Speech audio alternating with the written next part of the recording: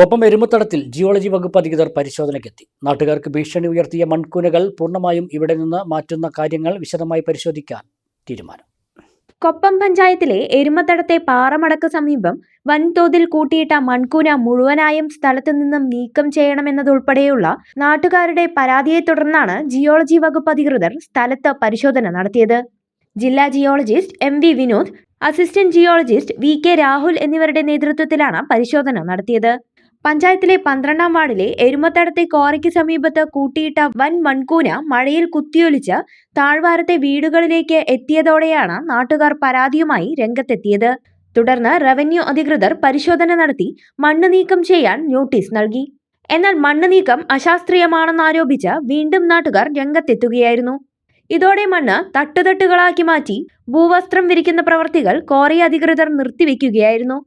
തുടർന്നാണ് നാട്ടുകാരുടെ ആവശ്യപ്രകാരം ജിയോളജി വകുപ്പ് അധികൃതർ സ്ഥലത്തെത്തിയത്. ക്വാറിക്ക് സമീപവും പ്രദേശത്തെ വീടുകളിലും ഉദ്യോഗസ്ഥർ പരിശോധിച്ചു. ക്വാറിയിൽ നിന്നും ഉഗ്ര സ്ഫോടനത്തോടെയുള്ള പാറ പൊട്ടിക്കൽ മൂലം പ്രദേശത്തെ വീടുകൾക്ക് വിള്ളൽ സംഭവിച്ചതും നാട്ടുകാർ ഉദ്യോഗസ്ഥരെ ധരിപ്പിച്ചു. മണ്ണ് നീക്കം ചെയ്യുന്നതുൾപ്പെടെയുള്ള കാര്യങ്ങൾ കൂടുതൽ പരിശോധനയ്ക്ക് വിധേയമാക്കി അന്തിമ നടപടി സ്വീകരിക്കുമെന്ന് ഖനന വകുപ്പ് അധികൃതർ അറിയിച്ചു. Panchayat president TV Vatsala, block panchayat അംഗം ജയശങ്കർ കൊട്ടാരത്തിൽ ഉൾപ്പെടെയുള്ളവരും സ്ഥലത്തെത്തിയിരുന്നു. നാട്ടുകാർക്ക് അനുകൂലമായ നടപടി ഉണ്ടായില്ലെങ്കിൽ ശക്തമായ പ്രക്ഷോഭ പരിപാടികളുമായി മുന്നോട്ടു പോകുമെന്ന് പഞ്ചായത്ത് പ്രസിഡന്റ് TV വത്സല അറിയിച്ചു.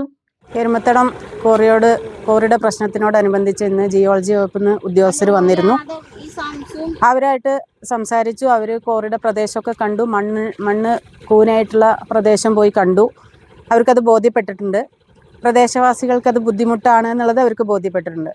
ഇനി അവർ അതിൻ്റെ പേപ്പർ വർക്കും കാര്യങ്ങളൊക്കെ നോക്കിയതിന് ശേഷം ഇന്ന് വൈകുന്നേരത്തോടു കൂടിയിട്ട് തന്നെ അതിന് തക്കതായൊരു മറുപടി നൽകും എന്നാണ് പ്രതീക്ഷിക്കുന്നത്. അവർ എത്രയും പെട്ടെന്ന് പ്രദേശവാസികളുടെ ആശങ്കയകറ്റി അവരുടെ ബുദ്ധിമുട്ട് മാറ്റും എന്നാണ് പറഞ്ഞു പോയിട്ടുള്ളത്. അതിനവർ എന്ത് തീരുമാനമാണ് എടുക്കുക എന്നുള്ളത് തുറന്ന് പറഞ്ഞിട്ടില്ല. അതെന്തായാലും നാളെ ആകുമ്പോഴേക്കും വിവരം കിട്ടും എന്നുള്ള പ്രതീക്ഷയിലാണ് ഞങ്ങളെല്ലാവരും ഇപ്പോൾ നിൽക്കുന്നത്. ഇല്ല, ഇനി അവരുടെ അടുത്തുനിന്ന് ജിയോളജി വകുപ്പിൻ്റെ അടുത്തുനിന്ന് പോസിറ്റീവായ ഒരു ഉത്തരം കിട്ടിയിട്ടില്ലെങ്കിൽ ഞങ്ങൾ പ്രക്ഷോഭത്തിലേക്ക് ഇറങ്ങും.